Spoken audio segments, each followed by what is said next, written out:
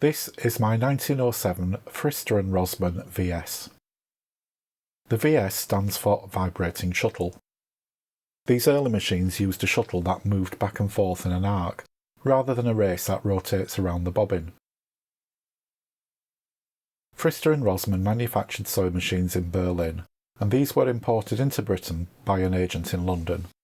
This one was imported by W. Pearson, who was the agent until 1914, and after the First World War the agent was O. Quitman. You can easily see that this is a pre-First World War machine, as it has the Pearson medallion and a decal stating that it was made in Berlin. After the outbreak of war these decals were removed, as it was seen unpatriotic to buy anything made in Germany. The machine is housed in a quality wooden case with inlaid details on the lid and the base. There are also holes in the base, so this machine could be used with a treadle. The decals on this machine are of a high quality and depict Art Nouveau flowers. To remove the bobbin from the machine, there's a small lever that pops the shuttle up so it's easy to remove. The bobbin itself is long and narrow and has brass caps at the end. At one end there's a hole. This is quite important and it helps with winding the bobbin. To wind the bobbin, first disengage the needle bar mechanism. On this machine there's a small catch on the balance wheel.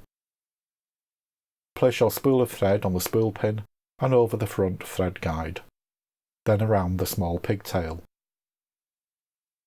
The thread needs to go through the hole in the end of the bobbin from inside to out. Place it into the bobbin winder with the hole in the cap to the right. The right hand side of the bobbin winder has a little pin that will engage into the hole in the end cap. This holds it firmly in place and gives it grip to spin the bobbin. You can hear it click into place. Snip off the excess thread and make sure that the thread is passed through these two small tension discs just below the pigtail.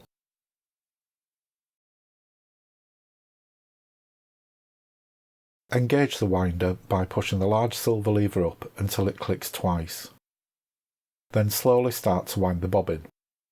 Unlike other machines of the time, there isn't a cam to guide the thread along the bobbin, so wind the bobbin slowly to ensure that it winds evenly. When the bobbin is wound enough for your needs, snip the thread. Pull the lever down to disengage the winder, and pull the spring-loaded pin to the left to release the bobbin. To put the bobbin into the shuttle, place it in the shuttle with the end of the bobbin that has the hole in it first, and hold it in place with the tip of your finger. There's a long slit in the bobbin case for the thread to go through. Pull the thread down to the bottom of the slit, and then back up and under the tension spring, and back to the top. You should be able to feel some tension on the thread.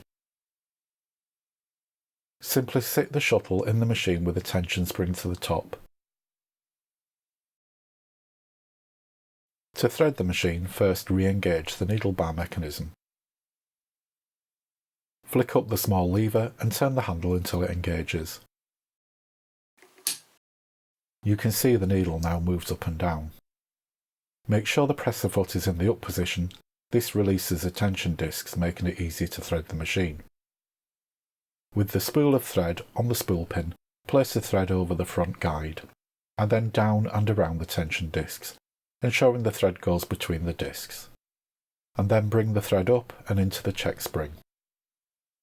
Conveniently, this machine has a slot in the eye of the take-up lever, so we can simply slip the thread in without having to thread it through the eye. Slip the thread through the guide on the front, and then down to the guide just above the needle. Lift the needle and thread it from left to right.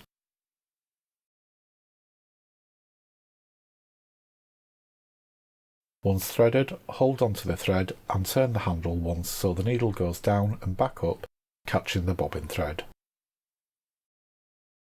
Place both threads under and to the back of the presser foot, and now we're ready to sew. The stitch length on this machine is controlled by this knob here, up for shorter stitches and down for longer. It can be locked in place by tightening the knob. There's no indication of stitch length and there's no reverse on this machine.